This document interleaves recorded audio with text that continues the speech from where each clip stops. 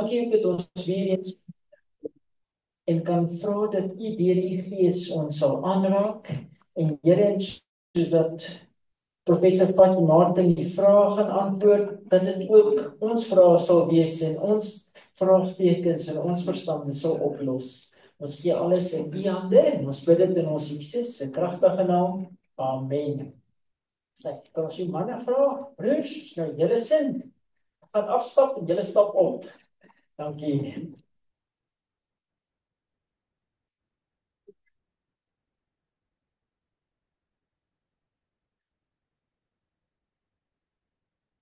Dis lekker. Hoe gaan met jou? Goeiemiddag allemaal. Ek jy kan sien. Zo'n boek. Gelukkig was 'n paar wat dan redelik tel op die tipe vrae is so en antwoord oor meeste van hierdie gedek. So dit lyk of dit nog 'n redelike kwelpunt is wat mense wil graag weet. Is hoe om te vlug, wanneer om te vlug, hoe lank voor die time of travel, daai 88 belering, wanneer is daai lyn van wanneer ons moet vlug? So ja,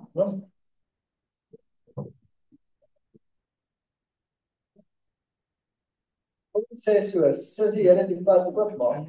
Eintlik hoor Here se mense al lank al nie in die stede verbly het. Nou wat beteken nie in die stede? Dit beteken nie noodwendig 100 km ver nie. Hulle reken, as jy 11 km uit die dorp uit is dit omtrent 'n goeie punt. Want as daar geen transport is nie, en iemand wil jou goed kom steel, dan moet hy dit ook 11 km in die teenoorgestelde rigting dra. So dit beteken 22 km. So mens kan uit die stede uit bly. Jy net in die omtrek te bly en maar werk te bereik, maar dit vat ewe lank.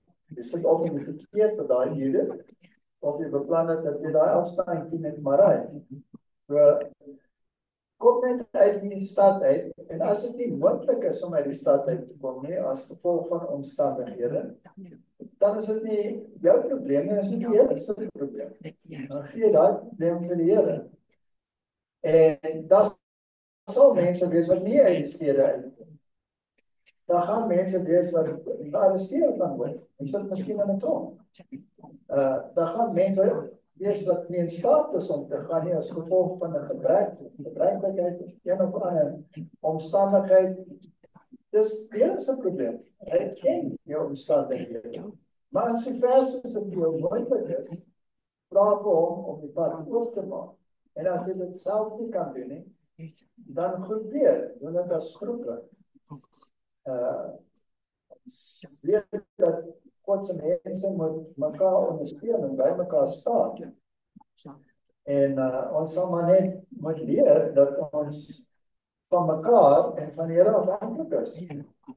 En daar's geen dwang nie, daar's geen paniek wat nodig is nie. Die Bybel sê duidelik, my volk sal nie paniekbevange ontvlug nie. Dit sal 'n rustige affære wees. Ek sê dat die pad wat maak. Daar verskil tussen om nou te vlug en oor die tyd, soos ek nou gevra is, byvoorbeeld die tyd van benoudheid. Daar kom ons 'n vlug wat daarmee betrokke is. Die vlug in die tyd van benoudheid is nou regtig waar. Ja, in die berge in waar jy ook al kan wees. En dis ook die Here se probleem. Dit is nie my probleem. En ons weet dat hy sal sy engele opdrag gee om jou te beskerm. So ek neem aan engele in die vorm van weermagtsmense of engele in die vorm van polisie sal jou beskerm teen diegene wat jou skade wil aandoen. Dit is eintlik maar 'n vertrouenssaak. Vertrou jy die Here?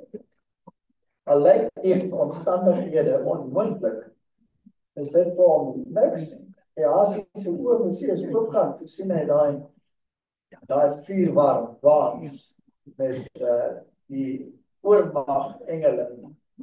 En die profeet het mos gebeur, maar ek sê ook, dat hy 'n bietjie kan sien. Die wat nie saam met ons is meer as wat saam met die ander is. En ons party wat sê hulle het al reeds uit die stad gekry, maar hulle kry baie teenstand van die owerhede. Dit is maar Welcome to the club. Jy gaan teenstand kry, die vyand gaan nie jou rustig maak nie. En jou waterpomp gaan oppak en jou probleme gaan nie weg nie. Dit beteken nie, jy leef nou in sonskyn en rus nie, maar die effek daarvan uiteindelik is dat jy baie moeilikheid van thuis kry. gestremde mense, gestremde mense, Jy het ook gedoen. en probleem maar nog, die Here kan versorg. Jy is wat jy versorg.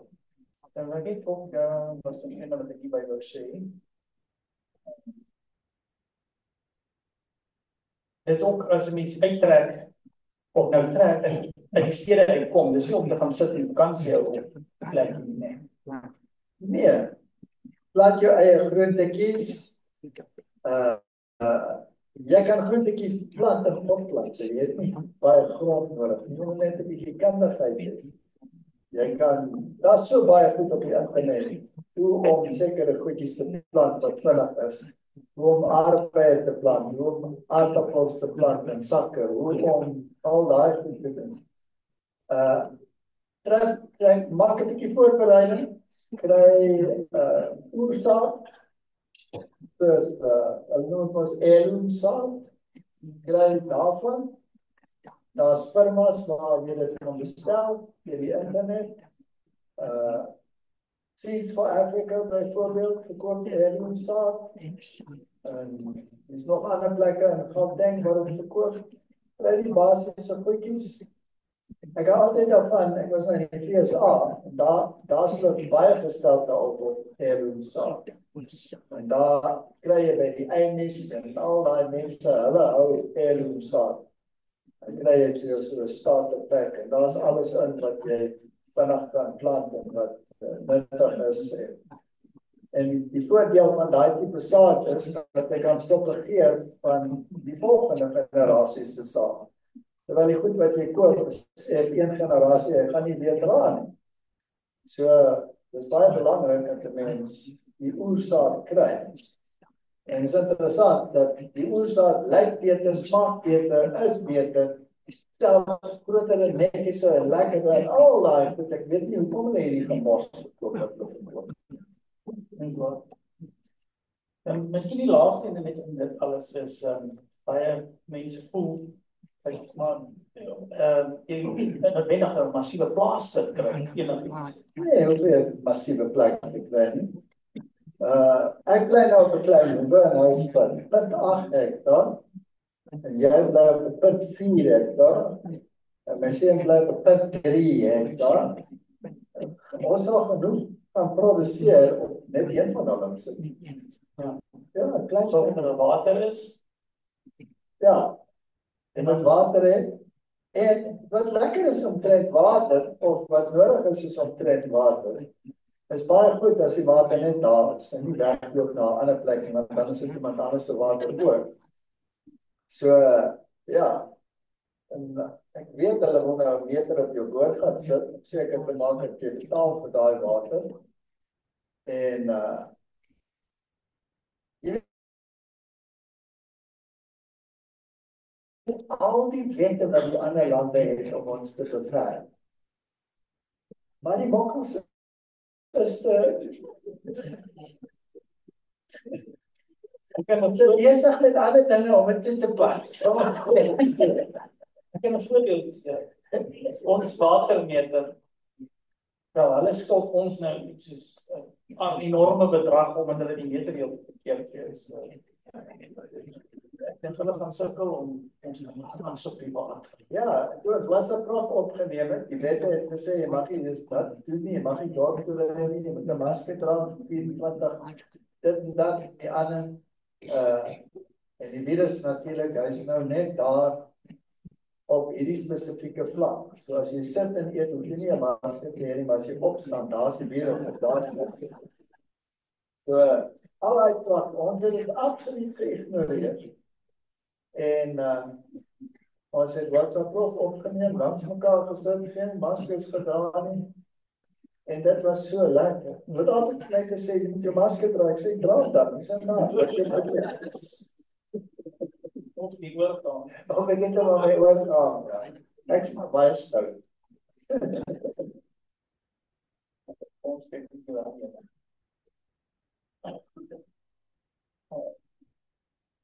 Die liewe Paulus het in sy openingstoespraak baie gepraat oor godsdienstvryheid. Dit is godsdienstvryheid net vir die mense wat op Sondag kerk hou. Wat nie vir die Jode? Hoe van die toepassing van al daai goeders op die Jode en op moslims daai toepas? As jy gaan na die moslimlande, die rustige Sondag, die algemene internasionale bank rustig op Sondag. Die effekte weer al daai goed so rustig is Sondag. So wêreldwyd is die Sondag al reeds in.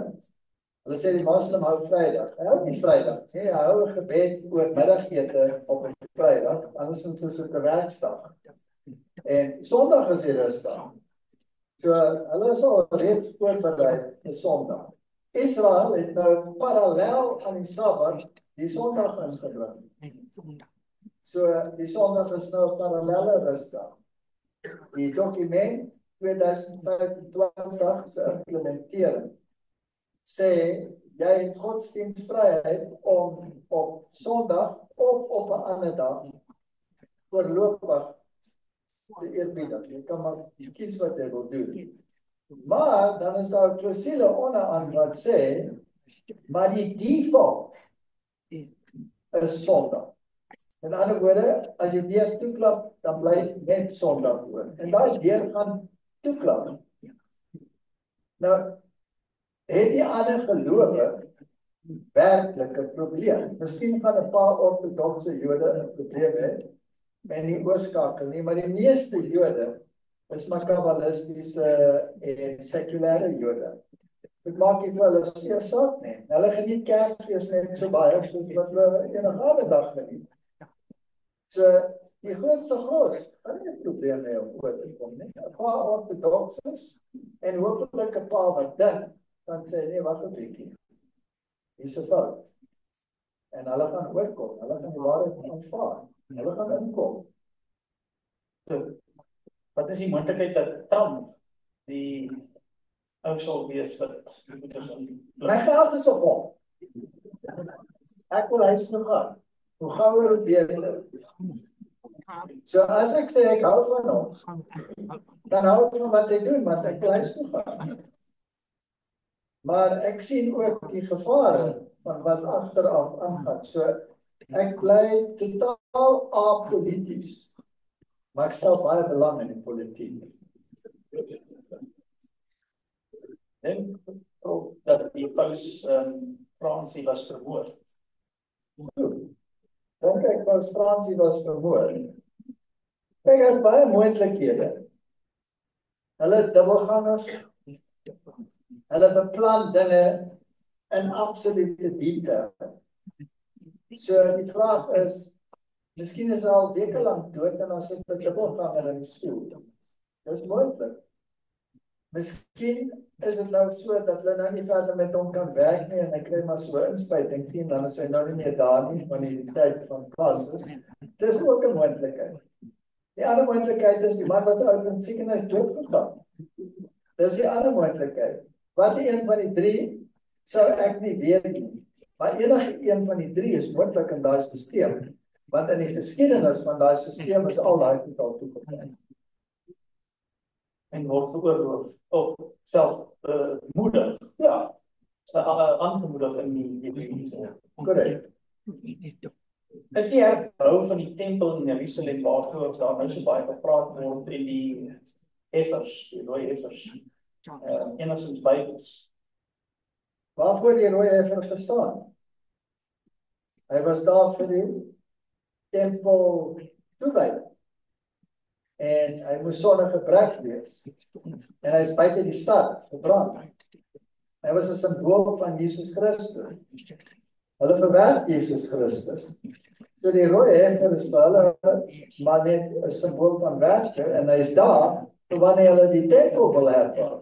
Nou as hulle die tempel herbou en die tempel staan vir die verlossingsplan, dan beteken dit hulle die verlossingsplan verwerp. Want die hele tempel en die hele heiligdom se leefstelling het te maak met die verlossingsplan. Jesus is die deur na die voorhof toe. Dit word bedek met die wit kleed rondom hom, die linne, dit is die geregtigheid van Christus, die brandofferaltaar is die kruis van Jesus, die waskom is die wassing van die nuwe geboorte, die heilige was die Jesus, die lig van die wêreld, die brood van die wêreld en die middelaar van die wêreld, die wierookaltaar, die ander ene is die regering van God, die wet van God, met die genadestoel, die hele stadion, die oorhom. Dis die verlossingsplan. Die tempel herbou, dan sê jy, dit is nie geïmplementeer nie, dit het nie gebeur nie, soos 'n godslasterlike ding.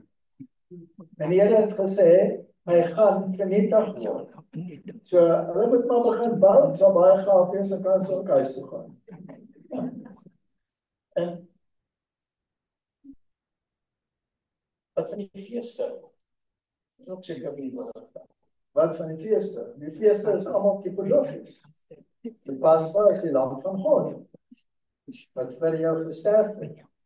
Jy moes hom eet met bitter kruie. Dit was nie baie lekker nie, want die hele gesin het by mekaar gekom, en het elkeen net 'n stukkie geëet.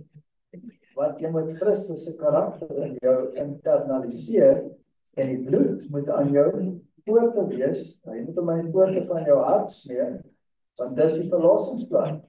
En die Here het die nagmaal ingestel in die plek daarvan. Wat beteken in die plek daarvan? Want die vorige een het tot niet gegaan, en nou het daar 'n herinnering gekom van iets wat klaar gebeur het, terwyl die Pascha was 'n vooruitskouing oor iets wat gaan gebeur. So om te hou, beteken jy gaan 'n denkbeeldige ding hou, wat vooruitwys na iets, wat nog nie gebeur het nie, as dit wel klaar gebeur het. So, om die fees te hou, is om te verloon, dat Christus vir jou gesterf het, die Pascha, dat hy in die graf gelê het, die ongesuurde brode, dit is my liggaam wat julle gegee is. Die fees van eerste vrugte, die opstanding het nie plaasgevind, en die Heilige Gees 50 dae later op Pinkster is nie uitgestort om Jesus as die Messias te verkondig nie. Hoe weet ek dan daarvan? En hoe weet julle dat hy die Messias is? Want Pinkster is nie 'n dag nie. Pinkster is 'n belewenis waarvan die dag 'n voorskyn was, 'n skaduwee was van wat sou kom. Daai uitstorting van die Heilige Gees wat oortuig dat Jesus die Messias is besig vanaf Pinkster dag tot nou toe. So ons leef in 'n Pinkstertyd. Jy kan nie daai feeste hou, maar dan sê jy die gebeurtenis het nog nie gekom. Die anti-trinitarie beweging sê dat die Hoe dit nou moeilik is. Ek vraag maar net wat die mense vra. Hulle sê die drie-eenheid lering het sy oorsprong in die Rooms-Katolieke Kerk. Is dit waar? Doop hulle in die naam van die Vader en die Seun en die Heilige Gees. Goed. So daar's 3 in die Bybel. Daar's onteenseglik 3 in die Bybel. So nou wat? Hoe lyk daai 3? Hoe sit hulle by mekaar? Nou, die anti-trinitariërs of Unitarians of wat julle ook al wil noem, of die moslims, hulle sê, daar is net een. Maar as jy gaan na die Bybel, dan sê dit, aan die begin, Elohim. Elohim is meervoud. Dit is enkelvoud. Grammatikaal is dit meervoud. En dan sê dit, laat ons die mens skep na ons beeld. Dis meervoud. So met wie het hy gepraat? Want die Jode sê, hy het met die engele gepraat.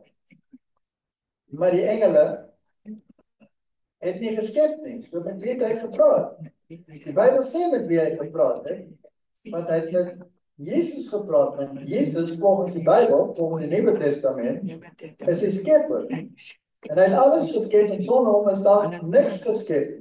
En aan die begin was die woord, en die woord was met God, en die woord was God. So Elohim is meervoud. So daar's twee, ten minste van hulle. Dis meervoud. Daar was 'n derde een by die skepping. Hy het oor die water gesweef, dit was die Heilige Gees. So al drie was daar in die begin. So as jy gedoop moet word in al drie, is daar drie. Nou wat sê die Rooms-Katolieke leerstelling? Waar kom hulle vandaan? Die Rooms-Katolieke leerstelling leer dat daar was net die Vader. En die Vader het die Seun gegenereer. Het hom gegenereer. En die Vader en die Seun het dan die Heilige Gees toegeëig in die lewe geblaas. So volgens die Rooms-Katolieke siening van die drie eenheid is Christus dan 'n gegenereerde wese. Die anti-trinitariërs sê Jesus is 'n geskaapte wese. Hulle is die Katolieke. Hulle glo wat die Katolieke glo. Maar die Bybel sê hy was daar van die begin af. Hy het geen begin en hy het geen einde nie. Ek kan dit nie verklaar nie. Maar dis wat die Bybel sê. So om te glo in die Triniteit beteken nie jy glo soos die Katolieke nie. Jy kan nie glo soos die Katolieke nie, want dan is Christus 'n geskaapte wese en dan is Satan by regte om te sê wat hy sê. Want as hy ook 'n geskaapte wese is en Christus is geskep as 'n goddelike wese, dan kan hy ons ook 'n goddelike wese wees. En dan is ons ook gode. Dis presies wat hy vir ons sê. So hy wil hê Christus moet 'n geskaapte wese wees. Maar hy is nie in die drie eenheid se konsiel ingesluit nie. En hy was vies daaroor. So die Bybel sê Christus en die Seun, die Vader en die Seun was daar van die begin af. En die Heilige Gees was daar van die begin af. Hulle was al drie daar by die skepping. En hulle was voor dit ook daar. So hulle is individuele wesens. Dis al dan nou drie gode.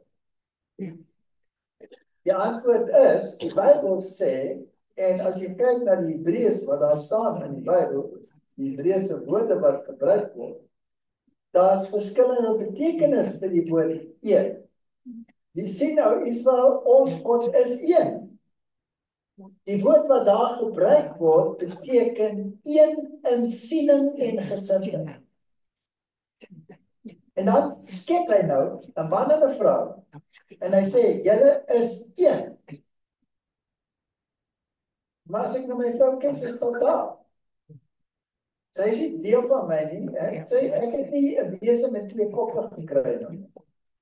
Sy is 'n individu, ek is 'n individu. Maar ons moet saam groei.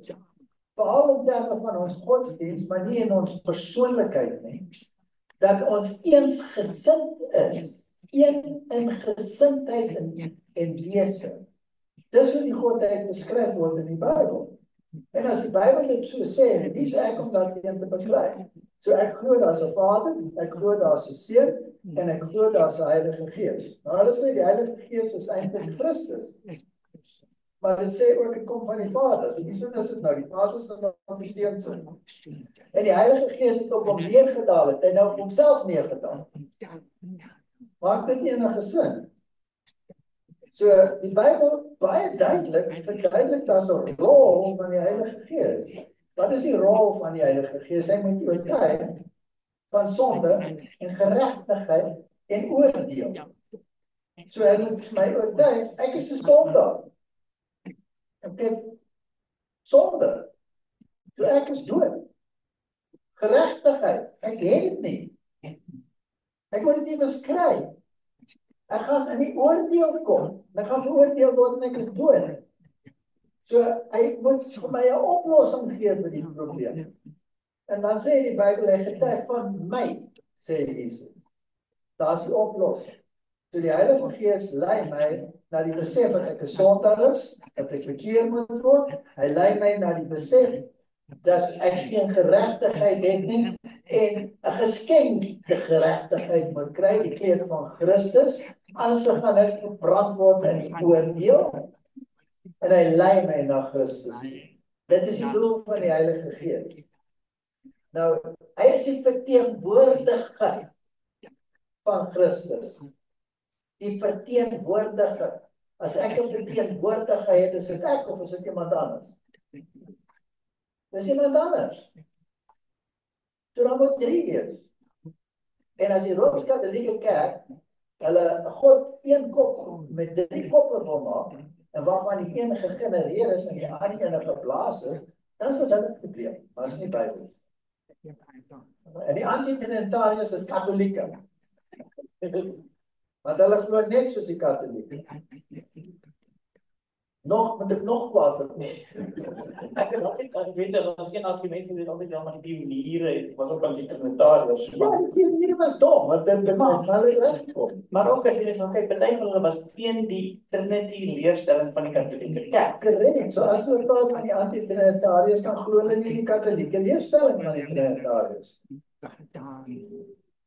Die probleem was daar 3 nie. Die probleem was, hoe sit hulle by mekaar? En die gom wat die Katolieke gebruik het, is maar nou net vir gom, hy werk met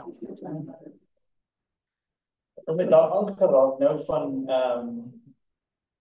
die 4 goede. Nou Openbaring 14 vers 11 en die rook van hulle pyniging gaan op tot in alle ewigheid en hulle het dag en nag geen rus. Maar hulle gaan nie in die rus in nie, hulle dag en nag geen rus nie. Daar's 'n rede in die Bybel. Jy argumenteer nooit van die moeilike na die maklike toe. Jy vat die eenvoudige, duidelike vers en dit is jou basis en dan bou jy op daai basis. En as dit kom by die ewige vuur, Jerusalem is verbrand met 'n ewige vuur. Wat Petrus sê vir ons is 'n voorbeeld van die ewige vuur. Nou die vuur brand nie meer nie. So of die Bybel is verkeerd of was 'n ander betekenis. Dit beteken die vuur brand totdat dit sy werk gedoen het en die gevolge van die vuur is ewig. Kan nie herstel word nie. So die Bybel sê vir ons, vuur kom uit die hemel en het hulle verslind. Hulle het in rook verdwyn. Nooit sal hulle meer wees nie. Dis die duidelike tekste in die Bybel. En die ewige vuur wat brand, is soos die vallei van Hinnom. Hy brand en hy brand tot hy nie meer kry om te brand nie, en dan is dit verby, maar die gevolge is wat, dit bly as. En dis wat die Bybel van praat. So wanneer die vuur kom en hulle verslind, dan sê die Bybel, dit is die tweede dood. Die eerste dood is wanneer jy sterf, en waarvandaan jy nog weer 'n opstanding kan beleef, of sal beleef in Christus, het sy vir die ewige lewe, die eerste opstanding, of die ewige verdoemnis, die tweede opstanding. En dan kom die vuur uit die hemel en verslind hulle, en hulle het geen rus nie. Met ander woorde, hulle gaan nie in die rus in van God nie, hulle gaan nie deel wees van die rus van God nie. En hulle is vir ewig weg. En dan definieer hy dit en hy sê, dit is die tweede dood. So jy kan nie die definisie van die moeilike teks uit die weg uitruim nie. Dis die definisie. Dood is dood. Dood is nie lewe in 'n ander vorm.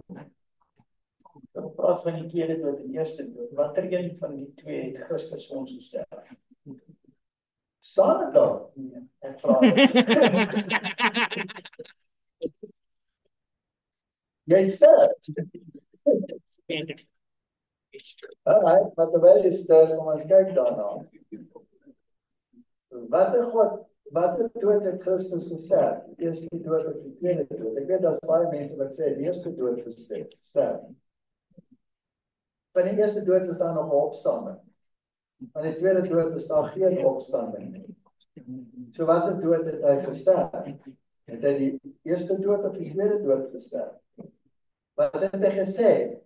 volgens die Psalm en volgens die evangelie, toe hy daar aan die kruis hang, toe hy sterf. Hy het gesê, my God, hoekom het jy my verlaat? Wat is dit, die eerste of die tweede dood? Het God ons verlaat in die eerste dood? Nee. As jy Psalm doodsval, hy sal dit nog steeds daar wees. Ja, hy sal daar wees. Hy sal by ons wees. So, daar is 'n verlatenheid van God in die eerste dood, net in die tweede dood. Nou, stel julle voor, daai geweldige risiko. So, daai tweede dood, aangesien hy die mensdom as God korporatief in homself gehad het, want voor jy bestaan het, was jy in God. En hy het die mensdom geskep. So almal wat daar is, was in hom. So net hy korporatief kan vir daai mensdom sterf. Hy sterf vir die sondes van die mensdom. Die loon van die sonde is die dood. As Christus een sonde gehad het, wat sou gebeur? Hy sal nie opgestaan het. Want die loon van die sonde is die dood. Die hemel sou leeg gewees het. Wat 'n risiko het hy gedoen? So hy kon gesondigheid as mens raak. Hy sal kon gesondigheid. Want anders kan hy nie versoek gewees het in alle opsigte soos ons nie. Maar sonder sonde, hy het nie gesondig nie. So hoekom kon hy die tweede dood sterf en tog opstaan? Want die loon van die sonde is die dood. Hy het geen sonde gehad. Hy is die enigste mens wat ooit geleef het, wat nooit gesondig het nie. So hy kan opstaan. En met hom, korporatief die hele mensdom. Maar hulle moet dit tegen geloof aanvaar. Hulle moet die voorwaarde nakom. By die tweede dood gesterf. En net aan daai risiko. Wat van, ons hoor baie keer mense sê, en hulle kan nie bekostig om nie op 'n Saterdag te werk nie. Dis van die besigste tyd, van die besighede, al daai goede. Ja, dis hoekom ek kan nie bekostig om op 'n Saterdag te werk. Net soos ek kan nie bekostig om 'n kind te betaal nie, want dit vat te veel uit my beursie uit. Maar ek kan eintlik nie bekostig om die tiende nie te betaal nie, so ek betaal om julle eerste, sodat ek kan oorleef met die min wat ek het. Is 'n stap in geloof. En dis nie maklik nie. Dis seker een van die moeilikste besluite wat jy ooit kan maak. En dit is iets wat elkeen in geloof met die Here moet deurworstel. En ek het baie in die moeilikheid gekom, want ek was professor aan die universiteit. Ek was hoof van die departement. Ek het 'n harde doktorskandidaat gehad wat onder my studeer het. En MSc grade en al daai. En 'n gradeplegtigheid moet jy as die professor daar wees. En jy moet jou studente wat gradueer, wat doktorstitels kry, moet jy presenteer. Jy moet die voorlegging doen. En dis altyd op 'n Vrydag aand. Altyd. Ek het nie gegaan nie. Was ek in die moeilikheid? Altyd. Altyd in die moeilikheid. So iemand het dit dan vir my oorgeneem. Hulle het nie eintlik 'n keuse gehad nie, of die dekaan of dit en die ander. Hulle was kwaad vir my. En baie dinge het met my gebeur. Hulle sê vir my, jy's 'n professor, jy's hoof van die departement, jy moet deel wees van die vakbond. Sê vir my, ek sal nie deel wees van die vakbond. Hulle sê, jy moet, jy het nie keuse nie. Sê, ek sal nie. Dank my af, ek sal nie. Hulle sê, hoekom nie? Sê, maar dit strook nie met my geloof nie. Hulle sê, maar die tweede bevel is 'n adventis wat daar werk. Hulle sê, sy probleem, nie my probleem nie. As hy so stupid wil wees om daar te wees, is sy probleem, maar ek gaan dit nie doen nie. Dan sê hulle vir my, hoekom nie? Teken ek 'n sirkel hier, ons die swaardbord, en ek sny hom op in stukke, en ek sê, daar is die koek. En hier is hierdie vakbond, en daar is daai vakbond, en daar is daai vak, en die hele ding is die ekonomie. En ek moet nou deel wees van hierdie vakbond, so ek moet beklei dat my stuk koek groter word. Nou as my stuk koek groter word, wat van die ander stukke koek? Hulle moet kleiner word. Is dit naastenliefde? Dankie. Hulle het uitgelos. Hulle het nou kan niks met daai ou aanvang nie, so los te bring. So, en dit is ook miskien net belangrik om wat om nou sê het, op te hernoem, is dat as ander dit nie doen of daarby bly nie, is dit sê jy nie. Ja, As hulle nie daar's die wat hulle dit kom dit is ook maar 'n bietjie aansluitend by dit vir die korrek. En as iemand besluit hy wil dit doen of dat doen en dit strook nie met die Bybel nie, ek het dit nie te doen nie, net omdat hy dit doen. Of sy geloof so. ja, geloof. So dis 'n kwessie van geloof. Sê vir die Here, jy sê ek moet die wet hou. Wat nou? My kinders, hulle was op skool, hulle moet ook deelneem aan alles wat in skool aangaan. En ek het maar die besluit van hulle oorgelaat, van julle speel op daai veld. Hy sê ons hoof van die cricketspan. Nou kan hy nie meer wedstryde speel nie. Maar ek los die besluit vir hom en hy het besluit hy gaan nie. Okay, ek gaan nie. En hy was toevallig die topleerling in die skool. En toe kom hy matriek afskeid en wanneer is dit op 'n Vrydag gehad? Sê hy kan nie kom nie. Sekulêre skool, baie groot skool in die Kaap. Hulle het dit verskuif na Woensdag net vir hom. So dit kan gedoen word. Jy moet net sweet en geëmbarrasseerd wees en bid en die Here ook maak dit Here. So praat van sport. Wat ook as dit goed om sport te doen om kompetisie aktiwiteite. Ja, as ek nou boks, dan moet ek mos nou bid dat ek die ander op plat kan slaan. Asseblief, Here, geef my die hou dat ek hom kan slaan.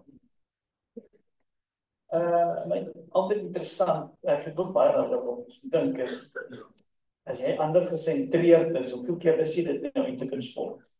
Ja, is 'n baie moeilike konsep, want ek verstaan hoe dit voel. Want ek het muurbaal gespeel toe ek op universiteit was. En ek het redelik gespeel. Ek was seker so wel in daai distrik, want die universiteit soos Stellenbosch, groot mense. Ek was seker so nommer 12 miskien. Dit is redelik in die hoë ligas. En ek het 'n vreeslike killer instink gehad. Ek sal myself doodspeel eerder as om te verloor. En interessant, toe ek besluit om hierdie waarheid te aanvaar, is daai drang net weg. Ek kon nog steeds speel, ek kon nog steeds goed speel, maar daai drang was net weg. Ek weet nie wat met hom gebeur het nie. En later het ek net in die ou dae, ek was in die Kaap, so ek was 'n WP rugby ondersteuner, en as die WP teen Noord-Transvaal verloor het, het ek die TV-stukking geskop. Was ek in die weer koop. Letterlik. Later het ek besef, my 1 jaar wen die een en wen die ander een, en wat die Joos maak het staan. Dis net 'n bal en hy is nie eens rond nie. En daar is hierdie manne en hulle loop hulself te pletter oor hierdie bal wat nie eens rond is. En wat maak het saak? En dan verloor jy later daai belangstelling. En as ek lees in die Bybel, dan staan niks daarvan nie. Niks. Jesus het nie een keer gehardloop volgens die Bybel. Die Bybel sê het gestaan. En Jesus walk. Die disciples het gehardloop. Maar hy het gestaan. En hy was soms 4 dae laat en hy was heeltemal op tyd. Hy was nooit laat nie. So ek weet nie, dink maar oor al hierdie goed. Ek het niks meer daaroor om te sê nie. hierdie kom van O ja, so terloops, die wetenskap het ontdek dat stap is die beste oefening wat jy ooit kan kry. Baie beter as drank of enige iets van daai aard. Stap is die beste oefening. So Jesus het geleer wat hy doen. 10 jaar oud vra. 10 jaar oud. Hoe het God net bestaan? Ag, jy het my die antwoord asseblief. Hy sê ek is. Ek is. Hy sê ek het die wêreld geskep ex nihilo. Uit niks. Kwantumfisika staan die hele heelal het bestaan uit niks. Niks het ontplof en alles gevorm. En dis wetenskaplik en baie aanvaarbaar, maar God het uit niks geskep, dis nie aanvaarbaar nie. En hy sê ek is. Ek kan dit nie begryp nie, ek kan dit nie verstaan nie. Want ek werk altyd van 'n begin na 'n einde, want dis waarmee ek gebore word. Elke ding het 'n begin en 'n einde. Maar tyd 'n inskuif. En Duits praat jy van 'n Einschub. Hy word ingeskuif. Ingeskuif in wat? Ingeskuif in die ewigheid. So die ewigheid het nie tyd nie, is tydloos. Hy het nie 'n begin nie en het nie 'n einde nie. Wat is 1/10 van die ewigheid? Die ewigheid. Want jy kan nie 'n ewigheid opsny in dele nie. Want hy bly altyd die ewigheid, of jy nou 'n fraksie daarvan vat, 'n fraksie van 'n ewigheid is 'n ewigheid. Want hy's onbeperk. So tyd is 'n Einschub, 'n interpolasie, 'n inskuif in die ewigheid.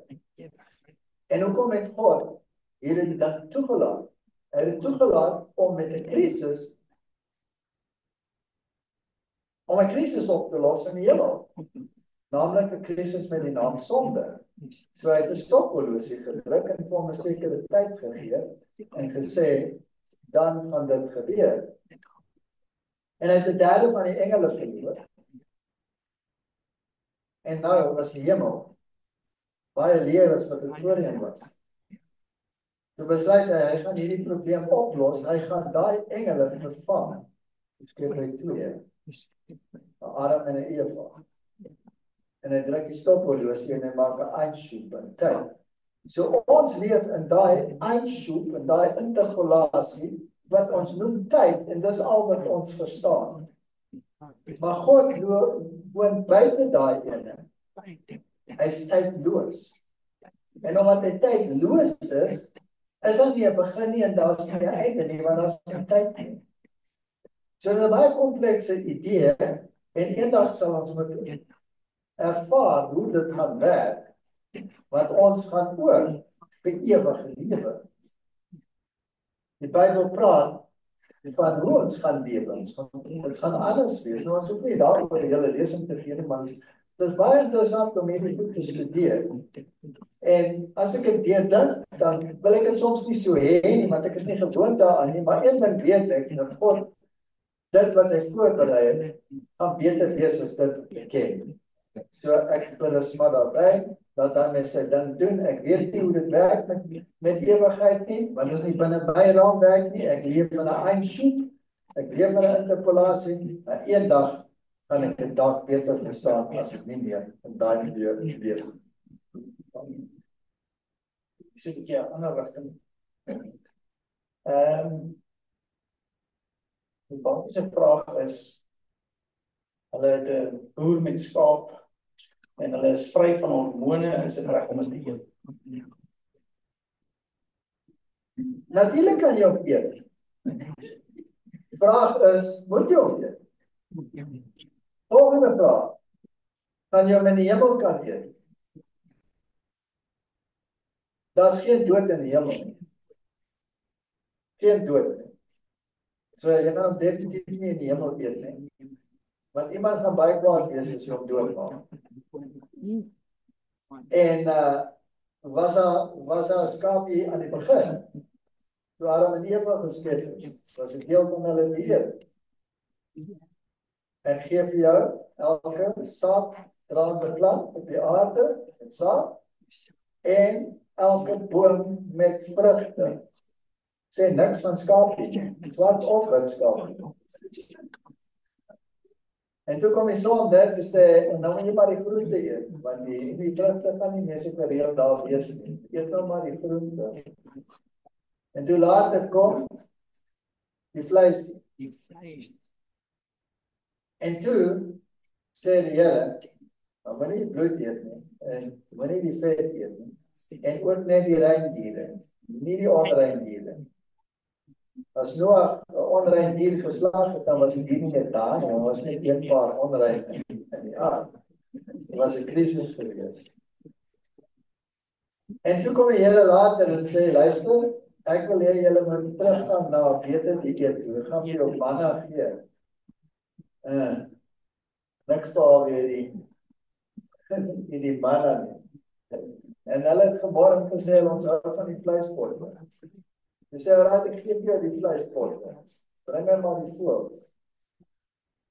En toe is hy redelik vies daaroor. Toe later sê hulle, nee, ek soek het weer. Toe sê hy, heilig julle. Dink daaroor. Dink oor hierdie dinge. Hulle sê, nee, stier. Hulle eet daai goed. Terwyl die vleis nog tussen hulle tande was, stuur hy 'n maagte in hulle siel. Hulle onderskeidingsvermoë is weg, en sommige is weg, letterlik net daar. Hy wil hulle terugvat na die oorspronklike. En dan gee hy vir ons die tipologiese mense in die Bybel, wat dui op die eindtyd. Daniël, die oordeel. Daniël, die een van die oordeel wat wys na die oordeel. Die tipe van die antitype wat in die einde van die tyd gaan lewe. En hy sê, geef vir my plantaardige kos. Al jou sê vir ons, sê van jou, sê beroep, die koning gaan my doodmaak. Hy sê, jy net 10 dae. Dan gee dit vir hom vir 10 dae, sy gelaat was soveel beter as die aan die ander. Ons het nou 'n gesondheidsoor 10 dae. Die mense kom in, hulle is vrot, hulle is amper dood. 10 dae later. Daar gaan hulle. Die Daniël die eet. Dan is daar 'n ander tipe. Hy sê dat hy is Elia. Dan kom 'n antitypiese Elia aan die einde. En hy eet locusta en wille heuning. Dis plantaardig, taal plantaardig. So, daar's tipologieë in die Bybel en maak maar daar meer wat julle wil. Maar as julle in die hemel kom, wat geen dood is nie, kan jy maar net so wel nou gewoond raak daaraan, om nie die swart of die wit skaap te veroordeel. Waarom sê mense nie asseblief wanneer hulle tot ons Heer bid? Hoekom sê hulle nie asseblief nie? Dis 'n baie goeie voorstel. Ons moet baie meer asseblief sê en baie meer dankie sê. Om gebed uit te stel, ja. Word almal gebore as sondaars, of met 'n sondige natuur, of in 'n sondige omgewing, of almal met, of al die oor. Wat sê die Bybel? Adam en Eva het gesondig. So Adam en Eva het nie meer 'n sondelose natuur gehad nie. So hulle het 'n sondige natuur gehad, 'n neiging tot sonde. Adam en Eva kan nie oordra aan die nageslag wat hulle nie het om te gee nie. Jy kan net oordra wat jy het. So hulle dra oor die sondige natuur met die neiging tot sonde. En dis wat ons het. Ons het 'n neiging tot sonde. Moet jy ingee tot die neiging. Jy hoef nie in te gee tot die neiging. Jy kan sê nee. Die wet sê ek mag nie oorspel pleeg. Ja, maar daai manier ook lyk so oulik en so voort.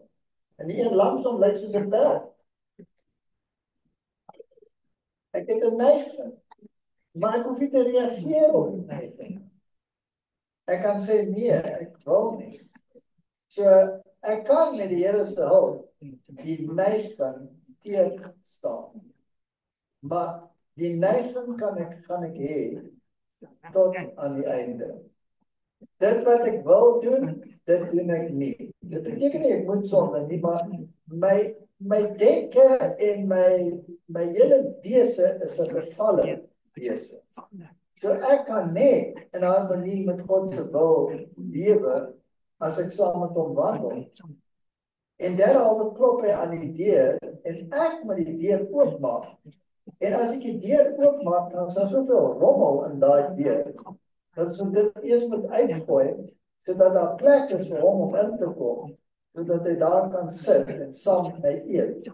Nou as jy saam met iemand eet, dan beteken jy is bevriend met hom, jy het 'n gemeenskap. Jesus het daarvan gehou om by Lazarus en Martha daar te gaan sit en sy voete op te sit en hy kon relax. Was vir hom lekker. Hy het saam met hulle geëet. En hulle wil soos hy wees. En dit is die verlossingsplan. Dit is nooit ek wat iets goeds doen nie. Dit is altyd hy wat iets goeds doen deur jou en in jou. Ons gaan sit met hierdie gevalle natuur. Not until this vile body has been exchanged for his glorious body, kan ek sê dat ek nie 'n sondige natuur het. Ek het hom, maar dit beteken nie ek moet sondig. 'n Alkoholist kan 'n alkoholist wees, maar hy kan sê ek wil nie drink nie. Dan is 'n bietjie 'n vraag oor die kerk. Die kerk, Ja. die kom moeilik. Wat moet ons nou doen as daarso by die hoër range wat is 'n statement? Stellings uitgesit word en alliansies met die VN gedoen word. Wat is ons verantwoordelikheid teenoor die plaaslike kerk, die konferensie en die hele wêreld internasionale kerk? Nou ek moet antwoord. Maar kyk, ons gaan net terug na die geskiedenis.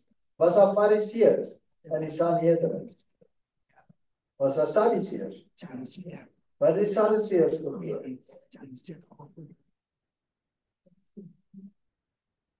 Hulle het geglo daar is nie opstanding nie. So wat gebeur as jy doodgaan? Maar jy gaan direk hemel toe en gaan sit op Abraham se skoot. Abraham. Maar nou wat hulle geglo. En dan is jy maar geesteswese.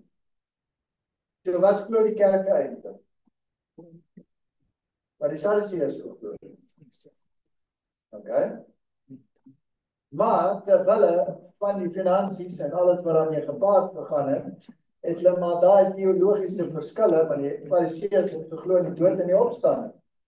En hulle het beklei soos kat en hond tot daai ding.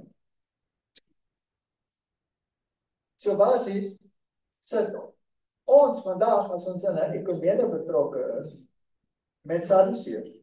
Want hulle glo nie in die opstanding nie, maar in die spook godsdienst. So dis die eerste probleem. Dit was daar destyds. En dis daar vandag. Jesus het gesê vir daai vrou by die put, verlossing is van die Jode.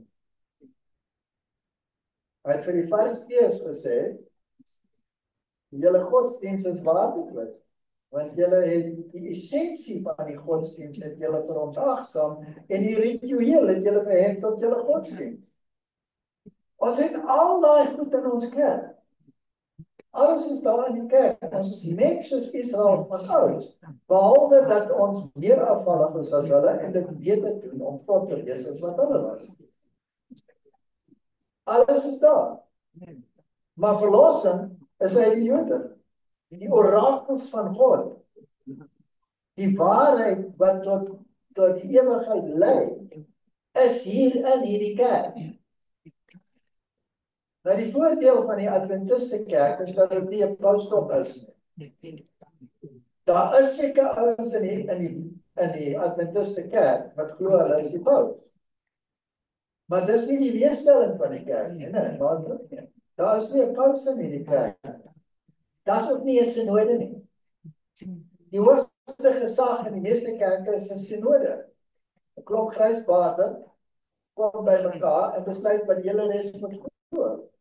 Nie die Adventiste kerk nie. Die Adventiste kerk se leerstelling word nie bepaal deur 'n paus nie of 'n sinode nie. Dit word bepaal deur die gekose lede van die kerk wêreldwyd. En geen doktrinale besluit kan gemaak word behalwe by daai liggaam, daai konferensie wat die hele kerk verteenwoordig. Dis die voordeel van hierdie kerk. Het ons pause in die kerk? Ja. Het ons afvallige drelle in die kerk? Ja. Het ons mense wat gaan boer by die VN? Ja. Het ons mense wat gaan boer by die Romeinse kerk? Ja. Nooi hulle Jesuïte om ons toesprake te kom gee? Ja. Al daai gemors in die kerk. Maar dis nie die leerstelling van die kerk nie. Dis nie die leerstelling nie. Die leerstelling is wat daar in die Bybel staan. En as jy dit wil verander, dan moet jy dit by daai groot liggaam hou. En as 'n organisasie bymekaar kom en 13 manne of 24 manne plus 1. Dan is ek baie spesifiek. Kom bymekaar en maak 'n besluit wat ek met my liggaam moet doen of nie doen nie. Hulle gaan bars. Hulle het nie die reg om my liggaam te besluit nie. En hulle het ook nie die reg om vir my te sê wat ek daaromtrent moet glo nie. Dis tussen my en my God. En as hulle dit wil verander, gaan doen dit by daai groot vergadering waar almal verteenwoordigd is. En as hulle weier om dit daar te doen, dis hulle probleem. Hulle gaan pa staan dan voor by die Here. Maar dis die kerk wat die waarheid het. So ek bly by hom. En as daai man wil boer by die VN, en as die ander een nie die 3 engelboodskap wil verkondig nie, en daar by die paus op sy skoot sit, hy is welkom om daar te gaan sit. Ek gaan nie daar sit nie. En hy gaan nie vir my sê wat ek moet doen nie, want hy is nie my pa nie, hy is nie my paus nie, hy is nie my sinode nie, en ek verstaan vir wat hy doen. Dit irriteer my wat hy doen. Of wat hulle doen. Dit help nie, ek noem sy naam nie, want môre soos ek sê, is daar 'n ander ou met 'n ander naam wat dieselfde ding doen. Wat is die beginsels? Wat is die waarheid in hierdie kerk? Is dit die waarheid? Is dit wat die wêreld moet hoor? En as die antwoord daarop ja is, dan bly ek in hierdie kerk en irriteer hom tot daarna toe. Ek is so lekker om hom te irriteer. Gaan lees dit wat hulle oor my skryf. Dan sal julle sien, ons irriteer hulle. Dis lekker. Nou, is dit? Is dit al? Ek kan nog 'n paar vrae maar ek Wat wil jy vra? Jy sien dat ons oor daai gepraat het, grens ook so 'n bietjie daaraan, wat van die 10de?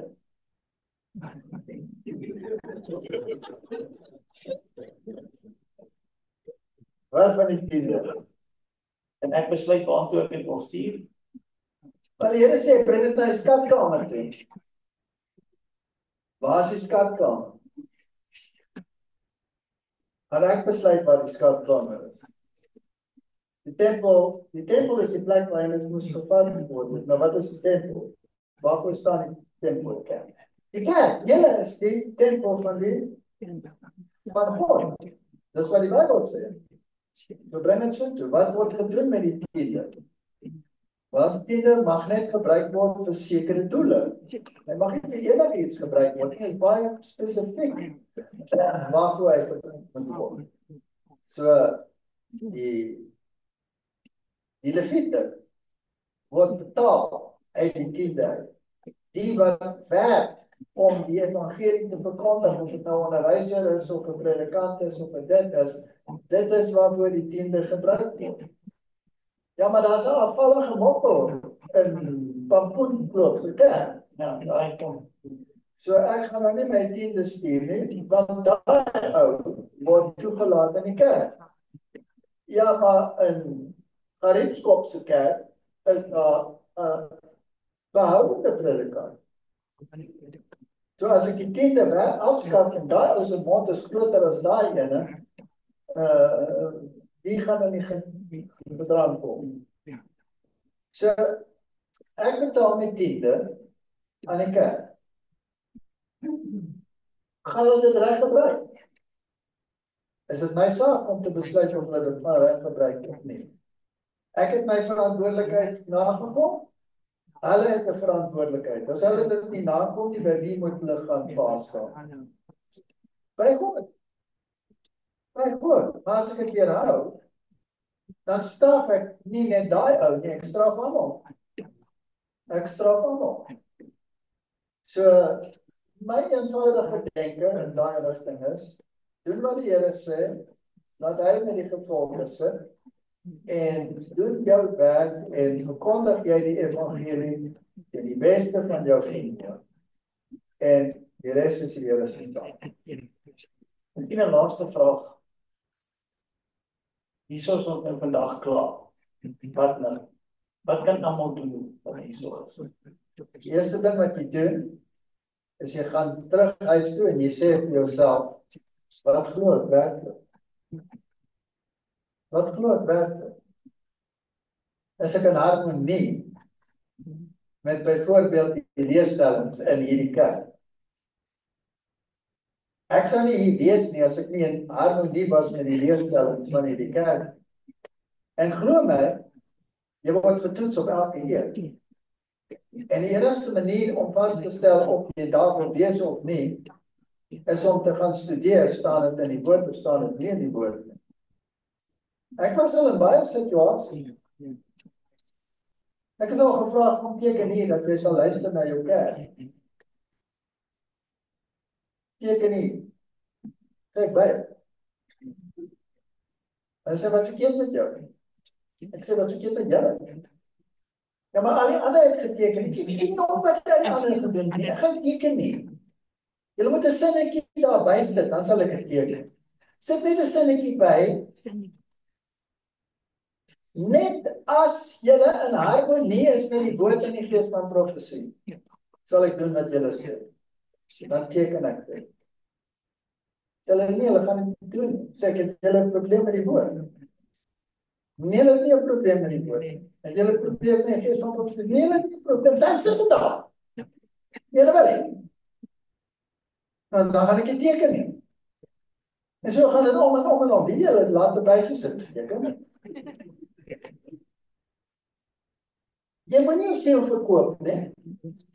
Die kerk is nie jou God, né? Die Here is jou God.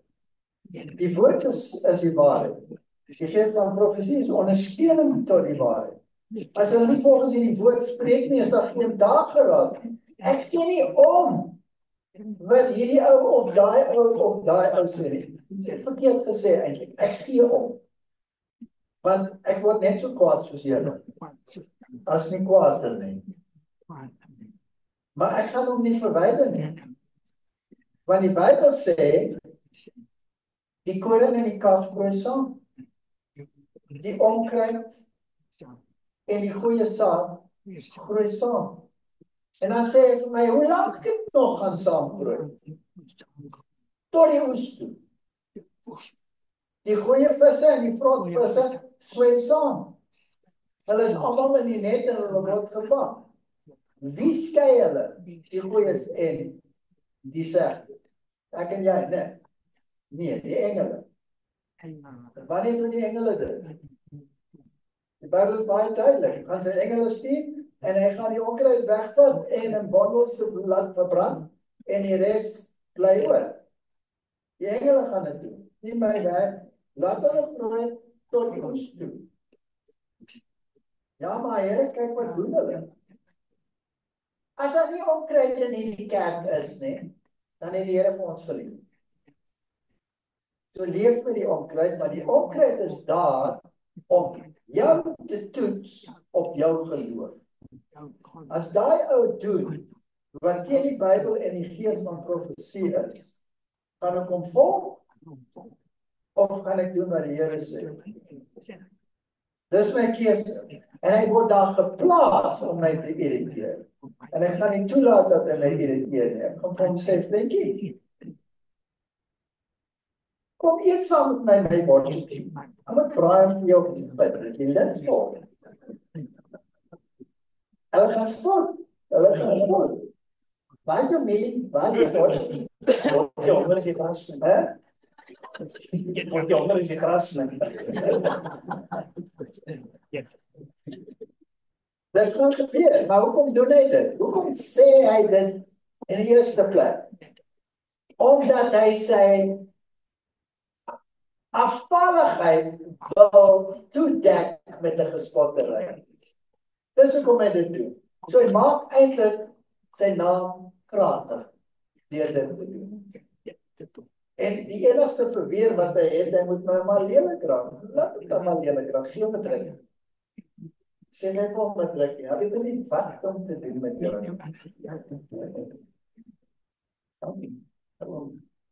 Julle, klaar. Dit was kort, kragtig. Dit was nice. Dankie julle. Ek nie ons het gesê ons gaan net by daai vrae hou, so vergewe ons, ek dalk nou iets gedink, wat hoe sou ek sê, jy het jou chips gehad. Baie dankie. Professor Feit, ons wil verskriklik baie dankie sê, Martin, baie dankie dat jy ons saamgebring het. Alles, ons waardeer dit. Nou, ek dink die meeste van julle almal van die ken vir Clash of Minds en WhatsApp prof. Jy kan nog daarbey inskakel en alles. Ons sal vir u as ons die besonderhede het, hierdie opnames vir u stuur en alles. En ja, daar's nog baie om te doen. Maar weet jy, dis nou in u hande. Jy het baie inligting gekry. Jy moet die besluit neem en die pad loop. Mag die Here u seën in hierdie pad wat u moet loop. Ons is baie bly u het na ons toe gekom. Ons is 'n baie lekker gemeente. Julle kom maar hier bly as julle wil hoor. Moenie worry nie. Dis pragtig. Here het ons elkeen 'n doel gegee en waar u is, het God u geplaas, so loop daai pad. Baie dankie. Ons wil bid dat ook die Here se seën op Professor Feit sal wees. As ek nou reg verstaan, gaan hulle vanaf Ierland toe en dan Swede toe. Switserland toe. Switserland. En dan kan ons seker maar weer terugkom, né? Nee. Ja, ons sal weer kyk. Ons sal weer iets so probeer heel deur die genade van die Here. Maar baie dankie dat u gekom het. Ons waardeer dit opreg. Van u het baie ver gekom. Asseblief mooi ry terug van u het oorgeslaap en alles. Maar ja, ons is so dankbaar jy het gekom. As jy nog enige vrae het of iets, kom dan na my toe. Jy weet waar ons is en alles. En ons kan u verder kan lei en so aan. Ons het ook die besonderhede, so as ons weer iets het, dan sal ons u uitnooi. Ons dink dalk in September die openbaringsseminar te doen of so iets. So ons wil u ook uitnooi daarna toe, maar ons sal soos die tyd aangaan vir u dit laat weet. Is dit reg so? Goed man. Kom ons buig die hoofde saam en sluit ons af. Onze wonderlike Here Jesus, u is ons God. U is waaragtig. Is getrou en is liefde. En Here, ons wil baie dankie sê vir hierdie tydjie wat ons spandeer in u teenwoordigheid. En ons wil vra dat u ons sal help om nie net hierdie waarhede te aanvaar nie, maar Here, dat u dit deel van ons lewens sal maak, dat u vir ons die moed sal gee om die regte besluite te kan maak en deur u genade die pad te kan loop waarop u ons geroep het. Ons wil vra dat u vir Professor Feit en sy vrou en vir Martin en sy vrou Manna en hulle bediening op 'n kragtige wyse sal toevou onder die genade en hulle sal seën op die pad vorentoe. Want Here, ons weet daar's 'n vyand wat rondloop soos 'n brullende leeu om ons elkeen wat u kies te verspeer. En ons wil vra dat jy hulle sal beskerm, dat jy hulle gesondheid sal bewaar, dat jy hulle bediening op die pad vorentoe sal bewaar. Maar meer nog, Here, en ons vra dat u ons almal in die genade sal toevou en ons sal bring waar u wil hê ons moet wees en binnekort, dalk nog baie vinniger as wat ons elkeen besef, gaan die wolke oopbreek en u gaan terugkom en ons wil gereed wees. Maak u ons gereed, hou u ons vas. Ons bid dit in ons verlosser Jesus se kragtige naam. Amen. Veilig ry vir u en alles van die beste en vasstaande genade. Bye.